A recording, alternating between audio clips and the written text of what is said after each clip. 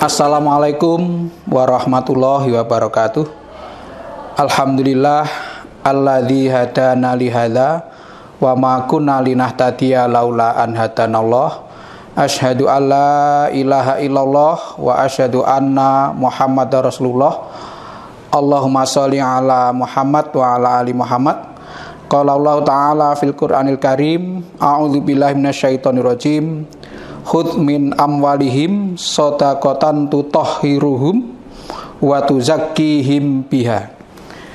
Surat At-Taubah ayat 103. Pemirsa kajianmu yang berbahagia, dalam surat At-Taubah ayat 103 tadi, Allah memerintahkan supaya kita mengambil zakat dari umat Islam sebagai penyuci bagi mereka dan juga sebagai mensucikan harta dan diri mereka, juga membersihkan harta dan jiwa mereka.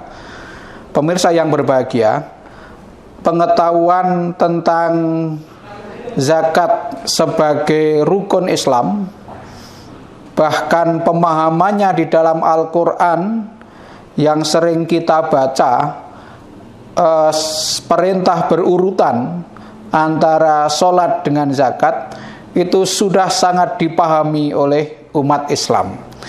Tetapi dalam kenyataannya, di antara 5 rukun Islam yang ada, zakat itu merupakan rukun Islam yang paling menderita.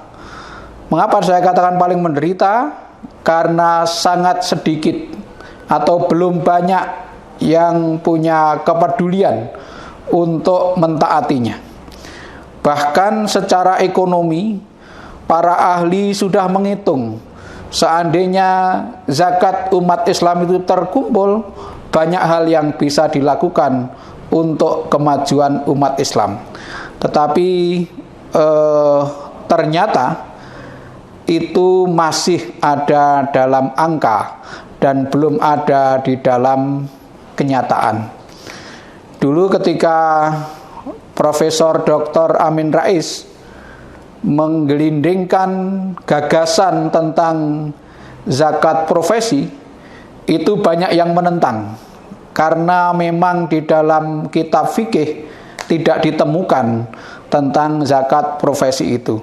Boleh jadi tentang zakat profesi di dalam kitab fikih memang tidak ditemukan.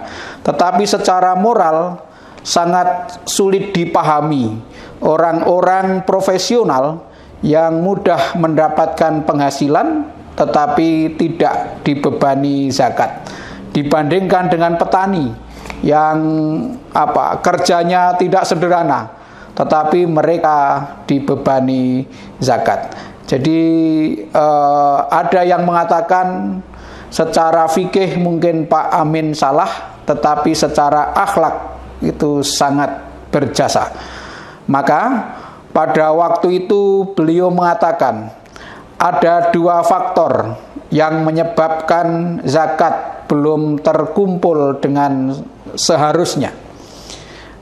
Yang pertama, karena lemahnya kesadaran umat.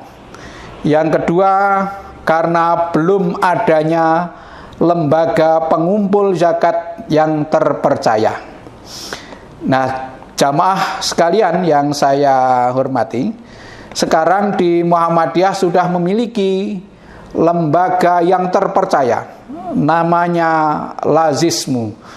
Nah, kalau sudah ada Lazismu kok belum membayarkan zakat, berarti boleh jadi kesadarannya belum tumbuh.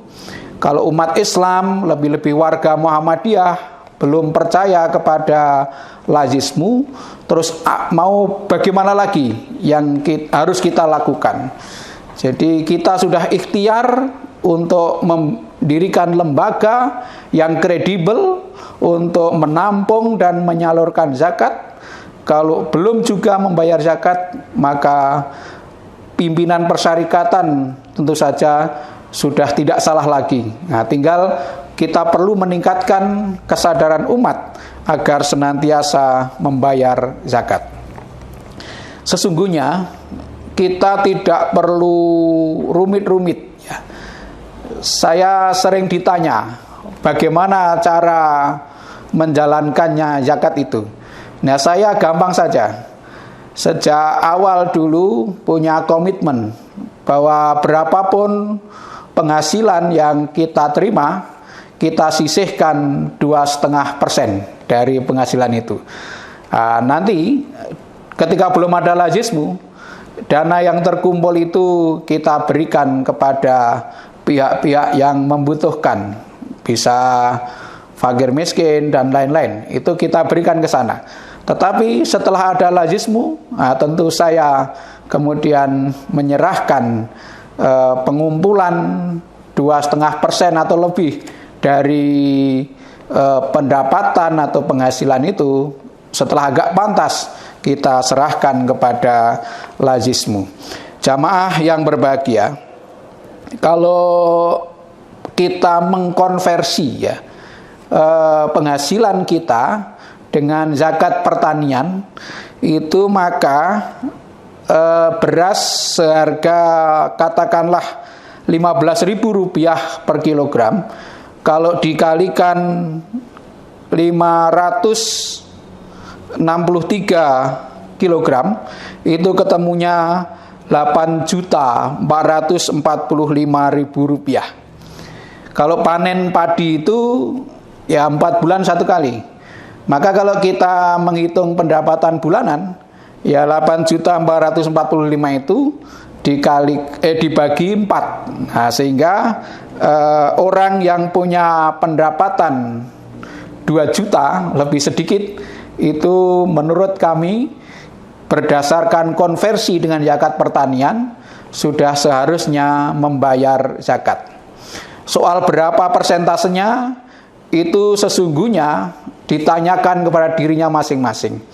Jadi zakat itu kan paling sedikit 2,5%, bisa 5%, bisa 10%, bahkan bisa 20%. Kelasnya rikas itu.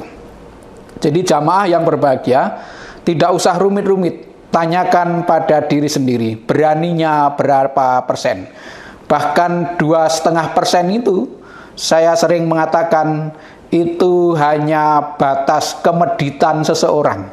Jadi kalau orang belum berani mengeluarkan 2,5%, berarti dia masih termasuk orang yang bakhil, orang yang medit. Jamaah yang saya muliakan, oleh karena itu saya mengajak kepada jamaah sekalian, mari kita tunaikan zakat kita dan serahkan melalui lazismu. Bukan diserahkan sendiri kepada orang yang berhak menerima zakat. Karena apa? Akan mendapatkan keuntungan lebih besar ketika zakat itu diserahkan kepada lazismu. Secara pribadi, panjenengan tentu lebih tulus, lebih ikhlas, tidak akan tercemar oleh potensi riak kalau diserahkan kepada lazismu. Tapi kalau diserahkan sendiri kepada orang yang berhak menerima zakat, potensi pamer, potensi riak itu akan ada seberapapun. Mungkin saat memberikan itu tidak riak, tapi pada saat tertentu karena disanjung-sanjung oleh yang menerima, itu bisa muncul riak itu. Nah, oleh karena itu keuntungannya kalau diserahkan lazismu itu bagi yang membayar zakat itu lebih ikhlas. Kalau lebih ikhlas, insya Allah pahalanya lebih nyata.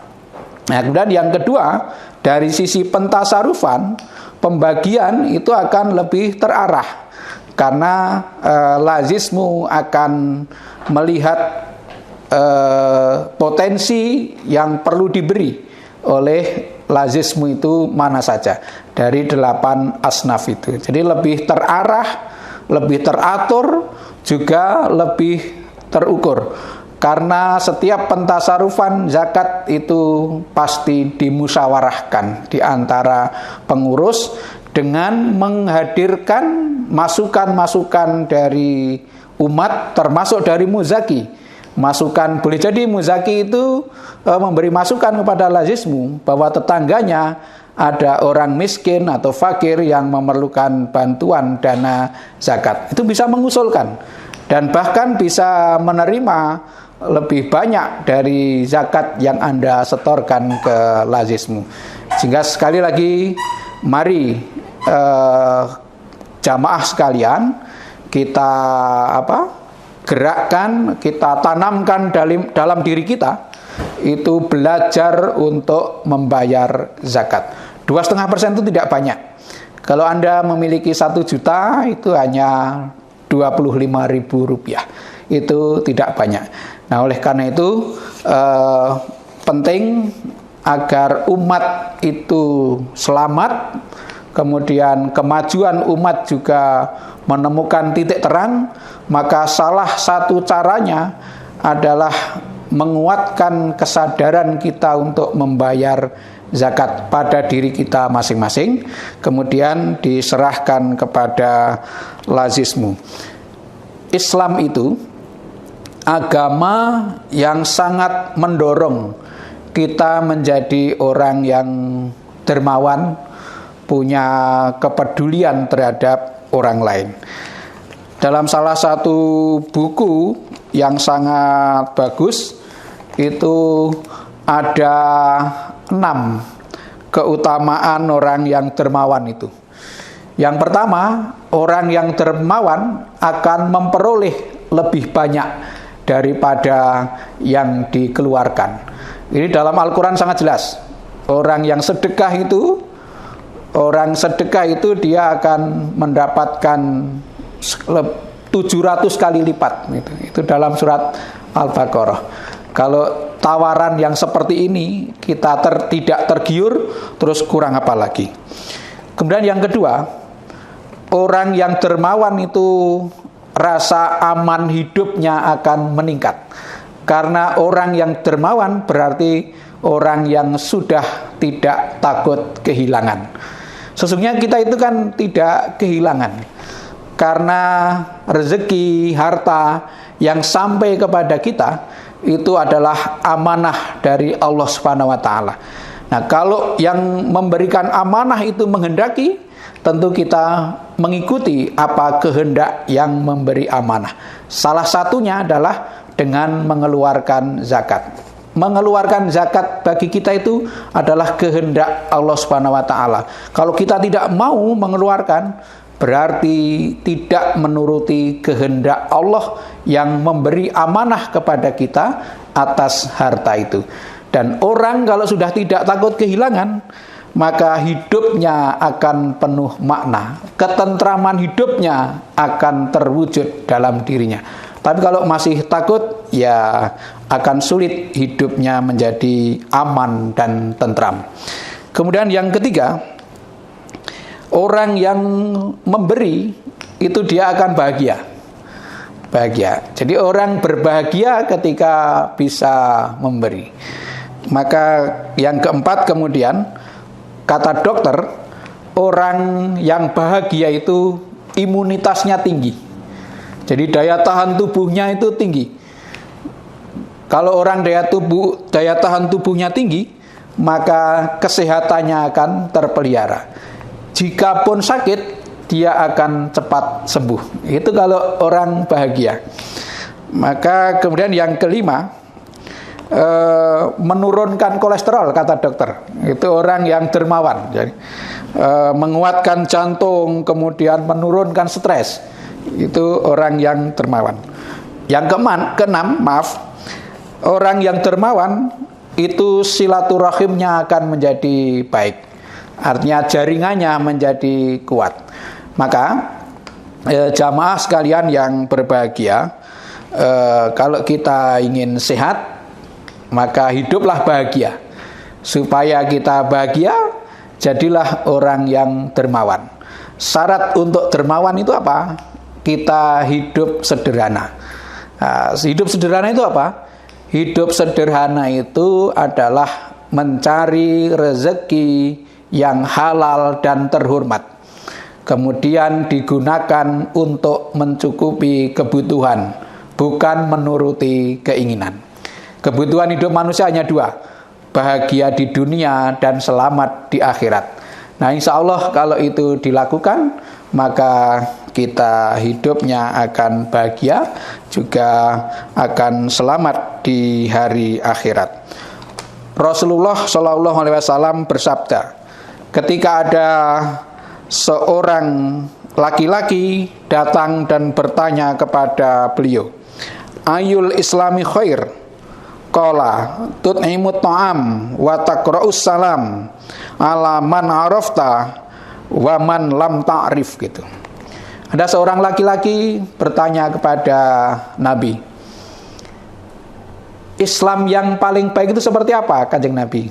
Lalu Nabi mengatakan, Islam yang paling baik itu adalah orang yang memberi makan, orang yang membutuhkan makanan. Kemudian yang kedua, mengucapkan salam kepada orang yang dikenal maupun tidak dikenal. Jamaah yang berbahagia, memberi makan itu artinya memberikan pertolongan kepada orang yang membutuhkan pertolongan. Wujudnya tidak selalu berbentuk makanan. Jadi memberi apa yang dibutuhkan oleh orang lain. Kita menolong itu kata Nabi. Dan itu adalah dermawan. Nah, kedermawanan itu tentu latihannya dari zakat itu, karena zakat itu kewajiban. Kalau orang itu sudah membayar zakat, insya Allah dermawan yang tidak kewajiban itu akan mudah dilaksanakan, mudah dilakukan. Maka saya mengajak betul bahwa zakat itu kita usahakan bisa ditunaikan dengan sebaik-baiknya. Nah, kemudian kata Nabi yang kedua adalah mengucapkan salam, baik kepada orang yang dikenal maupun yang tidak dikenal. Kelihatannya hanya mengucapkan salam saja, tetapi hanya orang yang hubungannya sedang baik-baik saja itu yang bisa mengucapkan salam ketika ada perjumpaan. Kalau Anda sedang tidak berkenan dengan saya, kemudian berjumpa dengan saya, kan sulit untuk mengucapkan salam.